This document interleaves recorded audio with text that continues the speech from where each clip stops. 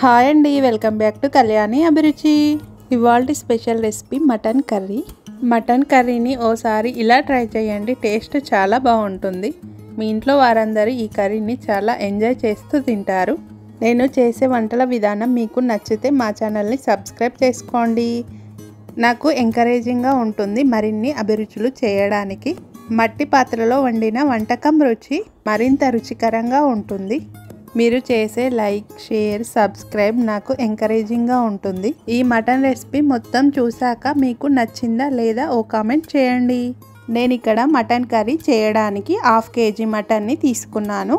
మటన్ని 2-3 సార్లు వాటర్తో శుభ్రం చేసి పెట్టుకోవాలి. ఈ మటన్లో కాస్త పసుపుని, 1/2 టీ స్పూన్ సాల్ట్ను వేసి మనం వేసిన పసుపు, సాల్ట్ మొత్తం మటన్కి కలిసేలాగా ఇలా కలపాలి.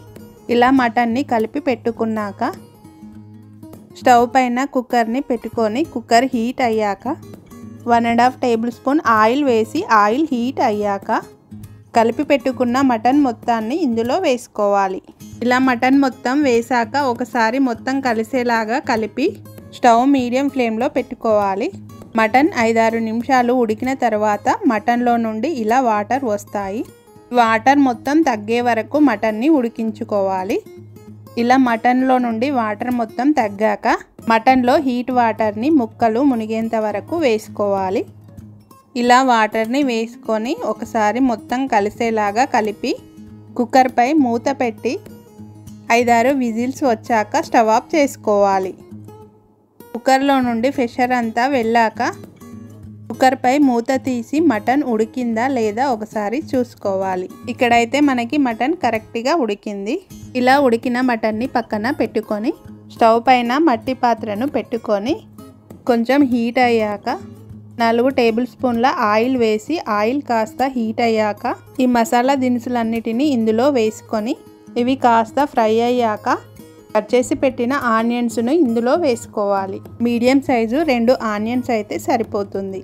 ఇవి ఇలా కాస్త ఫ్రై అయ్యాక అప్పుడే ఫ్రెష్గా దంచిపెట్టిన అల్లం వెల్లుల్లి పేస్టును 2 టీ స్పూన్లు వేసుకోవాలి.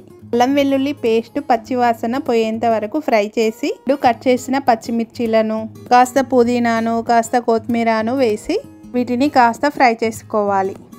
అవి ఫ్రై అయ్యాక 1/2 టీ స్పూన్ పసుపుని, 1 టీ స్పూన్ సాల్ట్ను వేసి మొత్తం కలిసేలాగా ఓసారి కలపాలి. 3-4 టమాటాలను ఇలా చిన్నగా కట్ చేసి ఇందులో వేసుకోవాలి. మొత్తం కలిసేలాగా ఒకసారి కలపాలి. టమాటాలు త్వరగానే ఉడుకుతాయి. మట్టి పాత్రలో వండేటప్పుడు మీడియం టు లో ఫ్లేమ్లోనే పెట్టుకొని వంట చేసుకోవాలి. మనం స్టవ్ పైన మట్టి పాత్ర పెట్టగానే స్టవ్ లో ఫ్లేమ్లో పెట్టుకొని హీట్ చేసుకోవాలి. అది కాస్త హీట్ అయ్యాక అప్పుడు మీడియం ఫ్లేమ్లోకి మార్చుకోవాలి. ఒకేసారి హై ఫ్లేమ్లో పెట్టామంటే మట్టి పాత్ర పగిలే అవకాశం ఉంటుంది.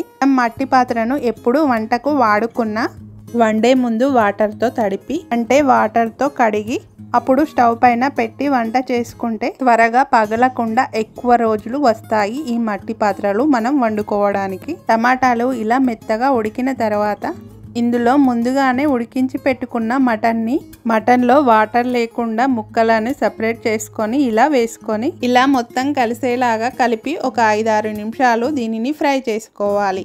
ఇందులో మన రుచికి తగ్గట్టుగా కారాన్ని వేసుకోవాలి. 1/2 kg మటన్ కదా, నేనైతే 1.5 టేబుల్ స్పూన్ కారాన్ని వేస్తున్నాను.